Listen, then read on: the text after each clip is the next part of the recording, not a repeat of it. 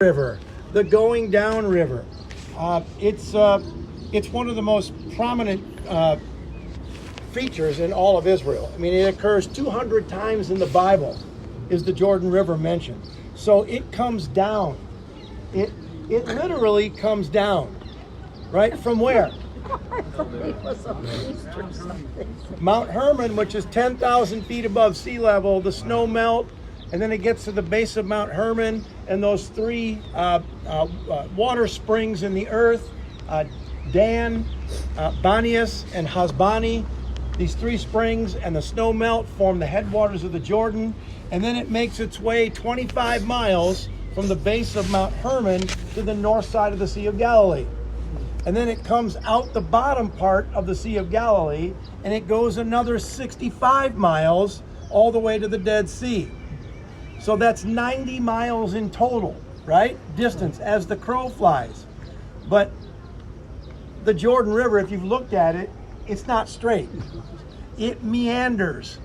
And it meanders, I mean, like this. So as the crow flies, 90 miles. But how many miles if you factor in the meander?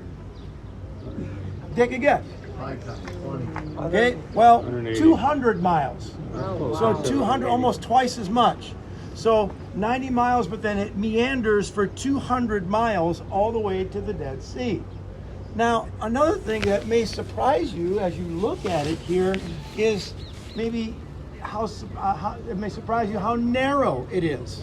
Maybe you were expecting the Mississippi, you know, or something like that, but it's not the Mississippi River. It's a very narrow river, only 50 to 75 feet wide in some places. And so the Jordan River could actually be dangerous because you get that snow melt, you get the water coming down, and you've got the meandering. Have anybody white water rafted in Colorado? And you get yourself going around those bends and the water gains momentum and this whoosh, whoosh, and it starts flying down them. Of course, it's not really doing that anymore today because the Israelis are taking all of the fresh water out of the Jordan River and irrigating their crops. And so right now, there's barely a trickle going into the north side of the Dead Sea. That's why the Dead Sea is shrinking, right? So you've got this river, Mount Hermon way in the north, and 10,000 feet above sea level, going all the way down to the Dead Sea, 1,300 feet below sea level. It really is the Going Down River, going down and meandering all the way down. That's quite something, isn't it? And so this is the Jordan River. Now, ancient people often considered their rivers to be sacred. Can you think of any peoples or religions that have sacred rivers? Egypt. Okay, Egypt and the Nile, right? And they worship the Nile. Babylon. Well, good, yeah. Babylon. Okay, Babylon and the Euphrates, right? And the Tigris. And they worship those rivers because it was water. And then even today in India is the Ganges River, right? So people worship their rivers. Why do you think they worship the rivers? Provided water, provided life, and so they considered that they were getting life and sustenance from the gods. And when the gods were favorable toward them in flood season, the rivers would overflow and they would partake. And then if the gods were angry, just the opposite, right? Now, by contrast, the Israelites never worshiped the Jordan, right? They never did, right? For the Israelites, what this river represented was an obstacle. It was an obstacle to entering into the promised land. Now, if you can see in your mind's eye, when the people came out of Egypt, they traveled around the Sinai desert, then they made their way up, down across the bottom, the southern side of the Dead Sea, then up on the Jordan side, not in Israel, but in Jordan, on the east side of the Dead Sea, got to the north part of the Dead Sea, and then that's where they crossed. Right at that little piece at the top of the Dead Sea from the country of Jordan, traveling west into the Promised Land. Does that make sense? So this was an obstacle for them that they had to overcome in order to move forward in their calling from God. Well, what was their calling from God? What was their purpose for receiving this land? What was the idea?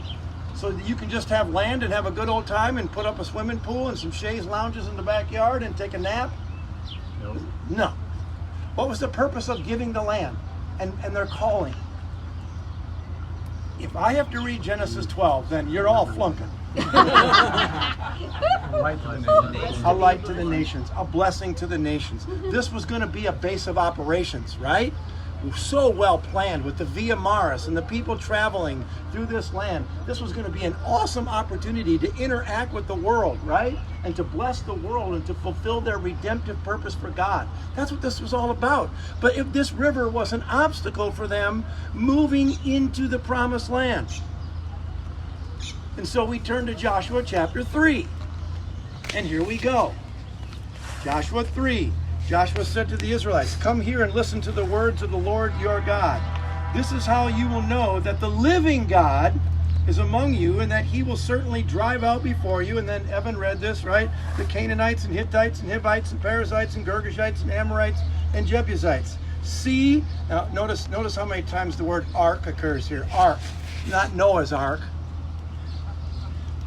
The Ark of the Covenant. Listen. "See, the ark of the covenant of the Lord of all the earth will go into the Jordan ahead of you. Now then, choose 12 men from the tribes of Israel, one from each tribe, and as soon as the priests who carry the ark of the Lord of all the earth, set foot in the Jordan, its waters flowing downstream will be cut off and stand up in a heap. So when the people broke camp to cross the Jordan, the priests carrying the ark of the covenant went ahead of them. Now the Jordan is at flood stage during harvest." Yikes! That's a dangerous river. At flood stage, right? Barreling down this mountain, and it's dangerous. If you step into a flood raging water, you could die, right? I suppose the Canaanites on the other side are thinking, wow, the gods are protecting us. This is a good deal. They're kind of showing us favor by creating this flood to prevent the Israelites from coming in here, right? So the Jordan was at flood stage. Yet as soon as the priests who carried the ark reached the Jordan and their feet touched the water's edge, the water from upstream stopped flowing. It piled up in a heap a great distance away at a town called Adam in the vicinity of Zarethan, while the water flowing down to the Dead Sea was completely cut off. So the people crossed over opposite Jericho. The priests who carried the Ark of the Covenant of the Lord stood firm on dry ground in the middle of the Jordan, while all Israel passed by until the whole nation had completed the crossing on dry ground.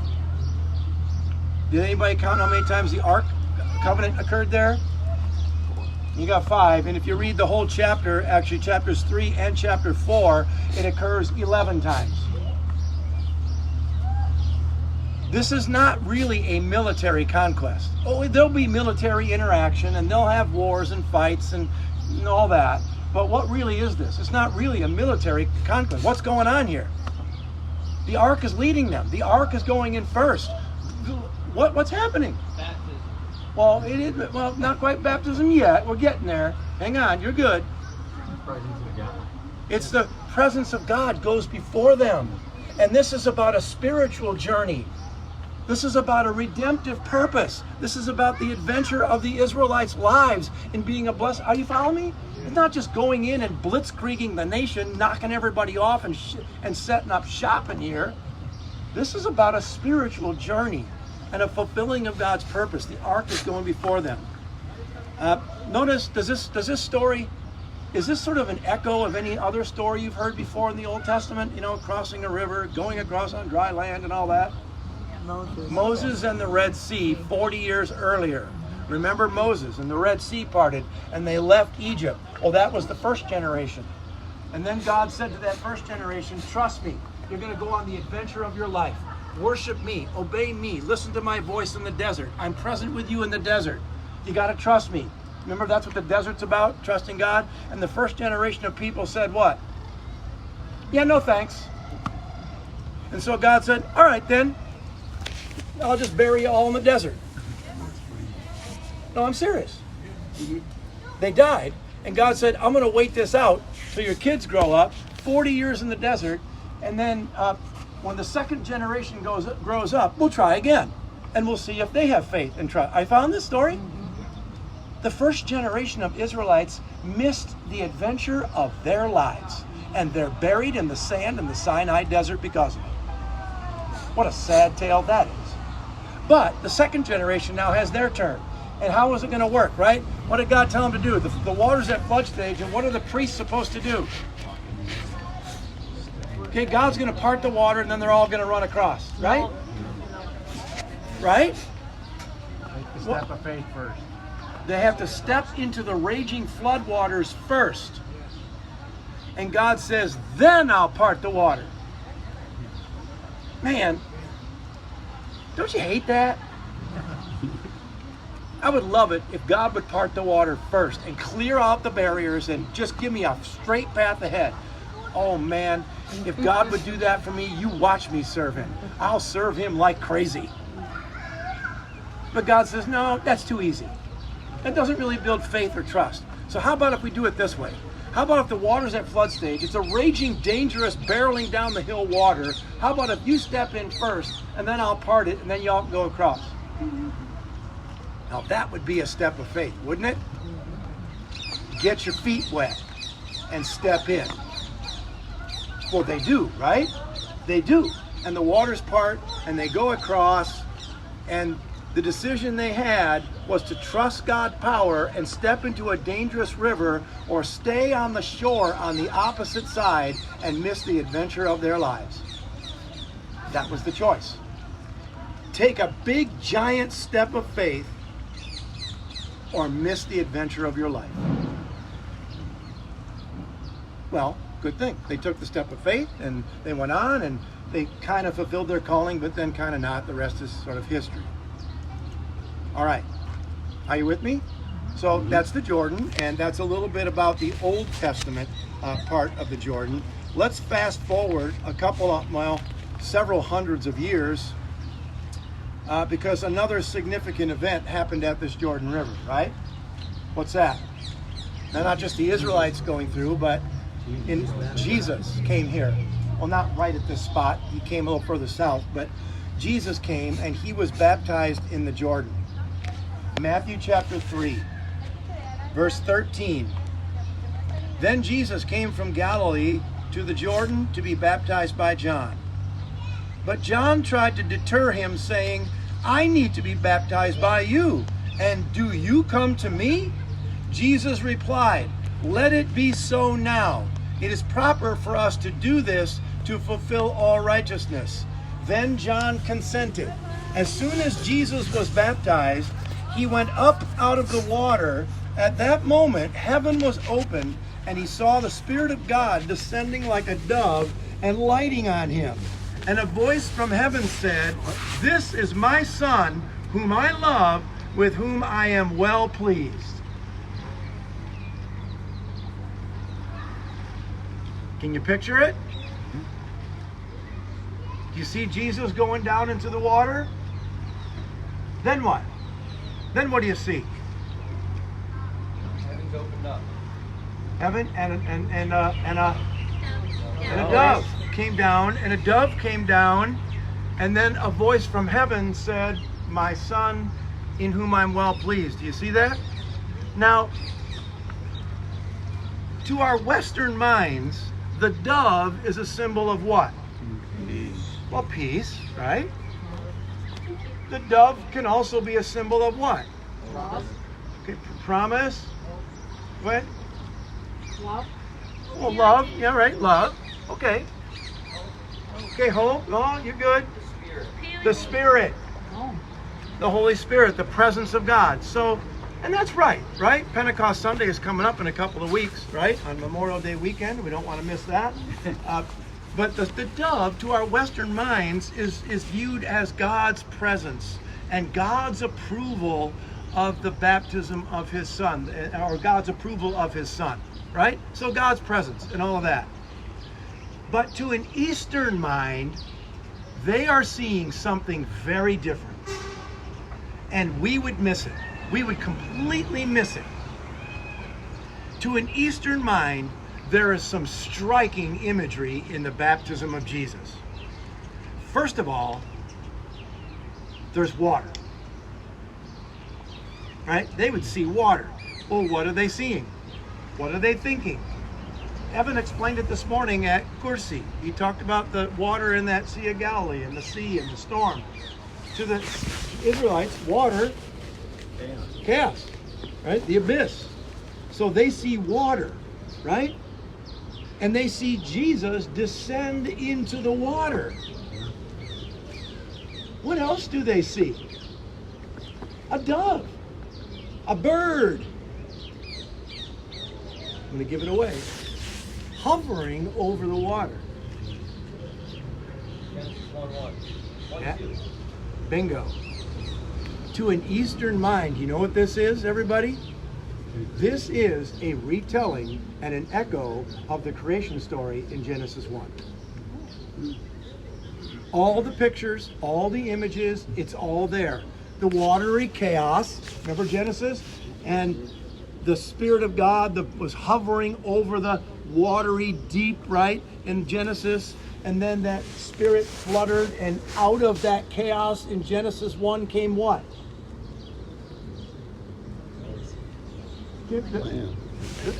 What? Okay, life and creation and beauty and order and structure and wisdom and the whole world that we see, right? It's the creation. And so out of that disorder and out of that chaos, God brings order and structure and beauty and wisdom. You see what's happening with Jesus when he goes down into the water and then emerges out? What's he doing? What? New creation. Good job, yeah? New creation. Yeah. Jesus is descending into the watery chaos, and he is emerging to bring about a new creation. If you read the Gospel of John, right? In the beginning was the Word, and the Word was with God, and the Word was God. And then it talks about how the Word assisted with God in creation, and nothing was created that has been created without the Word. And so the Gospel of John begins with an echo of Genesis 1. Now this is Matthew, but the picture is the same, right? The picture is the same. Matthew is painting a picture here for the Eastern mind that would see Genesis and now new creation. Are you with me? This is... And so we have the water. We have the hovering of Spirit. You know what else we have? The third thing. We have God. Well, yeah, we have God's approval. We have the approval of God. When everything is created in Genesis 1, what's God's response after each one? And God saw, and it was good. Now that word good doesn't mean like morally pure, morally good, or anything like that. All good. You know, like I had my A game going that day. Oh, that beautiful. Although it was. That word tov, it means really ordered, proper.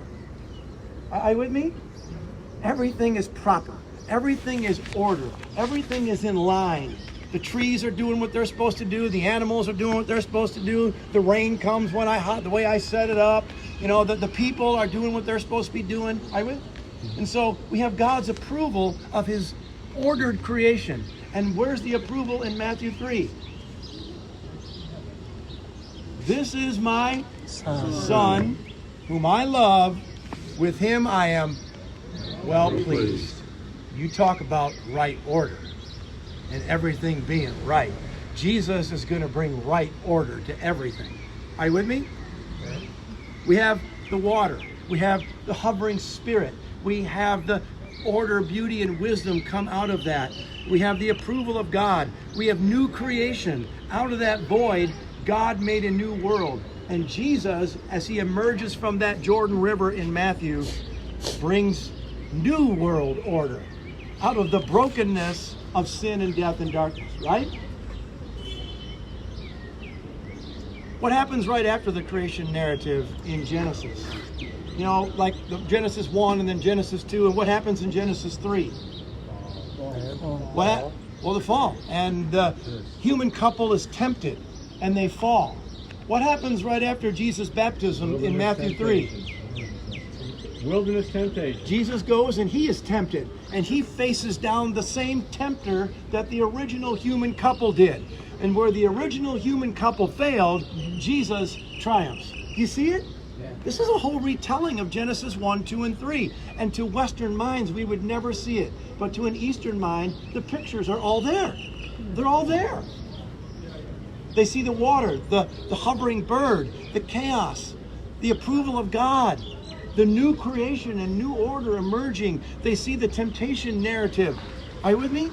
And they see the whole picture. I mean, as people are gathered on that shore of the Jordan River, those watching the baptism of Jesus are overwhelmed by the picture that God is creating for them. It's a mirror of creation in Genesis. And God is revealing Jesus' calling. Well, what's his calling? What's the adventure of Jesus' life? Well, same as Israel, except they failed to bless the world. God's Son, to be the Messiah, to bring new order. Does that make sense? To bring new order. Isn't that a cool picture, everybody? Yes. When you think about it, there's so many connections in Scripture. These aren't just accidents, everybody. Matthew writes that we have this beautiful picture of a new creation and a new ordered world by the Son of God who came down. What if Jesus had stood on the shore and yelled to the people in the chaos, "Hey, you guys okay down there? Waves are pretty rough, aren't they? Pretty nasty in that water." What if Jesus had stood on the shore and yelled into the water? Oh, he didn't do that. What if Jesus had bucketed the water out? No. What did he do? He descended into the water. You know, you might think of that phrase in the Apostles' Creed. He descended to hell. And on the third day, he rose again from the dead. Are you with me? Jesus descended into our chaos. You know, that's what is so amazing about our God. He doesn't stand off in heaven aloof to what we're going through. He actually enters into our chaos and into our sin and walks with us through it. And that's what Jesus was doing. He was at the very beginning of his public ministry. You know, people ask, why did Jesus have to be baptized? Because isn't really baptism for the forgiveness of sins and repentance? And wait, Jesus didn't sin, so why is he? Have you ever been confused? I was confused about that, like, till I was like, I don't know. I was thought, why is Jesus? The devil is interrupting right now. Sorry, the example, can you take your good because it's only one side and the other side. You can This place can actually fit two groups. because they give us because soon they come other groups. Maybe you can divide it. Just go here. Yeah. Just the side. It's possible. Yes. Everybody, just move over here. Let's move over here. Move it, move it. We're already here. Over here, everybody. We're going to finish this off real quick. We're here. Okay, sorry. Just sit here.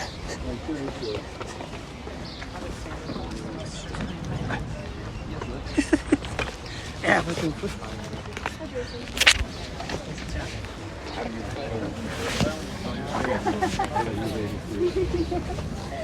So, before the other group comes, let me just finish it off. I know I'm getting to the best part now, so if you can keep all what I just said in mind.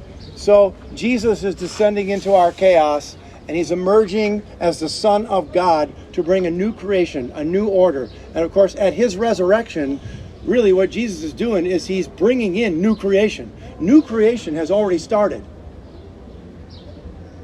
And we're on the way to a new heavens and a new earth because Jesus was submerged in that water. He came out at the beginning of his ministry, then he went into that tomb and he rose from that tomb, and it was all about new creation and fixing everything. Does that make sense? Now the rabbis had a term. The rabbis had a term that they would use to refer to what the Messiah would do when he would come. I mean, they knew these stories of the Old Testament. They knew about the oppression of foreign enemies and nations. They knew even about their own country's sin. So they had a term that they used that they would refer to what the Messiah would do when he came. And the term is this. It's Tikkun Olam. Not Hakuna Matata. That's Lion King. Tikkun Olam. Tikkun Olam. So if you want to spell it, Tiqqun T-I-K-U-N, tikkun, and then O-L-A-M, olam, tikkun olam. You know what that means? It means to fix everything. Tikkun, fix, olam, all things. Are you with me? So the rabbi said when the Messiah comes, he's going to tikkun olam. He's going to fix everything that's broken. He's going to straighten everything that's crooked. He's going to heal everything that's sick. He's going to restore everything that doesn't work. Are you with me? Mm-hmm. And that's why Jesus goes into that Jordan River, to symbolize that and to announce God is calling him to do that. Are you with me? Tikkun olam. So when I was here with my oldest son, I don't know, it's been a while now because he's 31 years old now. But when I was here, we did this and all that, and I explained that to him. And so then we went home, and he came home one night. He was 19 or 20 years old. He came home one night and he said, "Dad, I just want to let you know, you said that I couldn't get a tattoo till I was 18. And then when I was 18, you were going to be adult. You could do what you want. And I was really in favor of tattoos or anything like that, except, I think every Kuiper student has one now. But anyway, so he came home. He said, "Dad, I got a tattoo." I said, "Oh no, not the skull and crossbones, not the dagger. No. What'd you get?"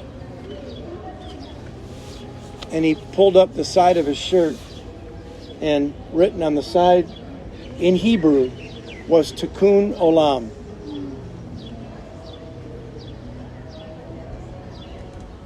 And he just looked at me and said, "Because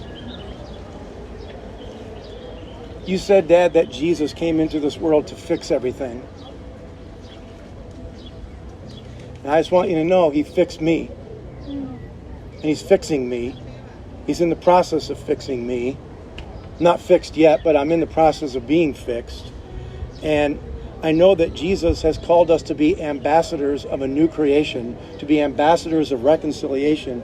He said, I just want to spend the rest of my life fixing everything and just partnering with God in his redemptive purpose in this world and just fix whatever is broken in my little area, just in my little area of giftedness."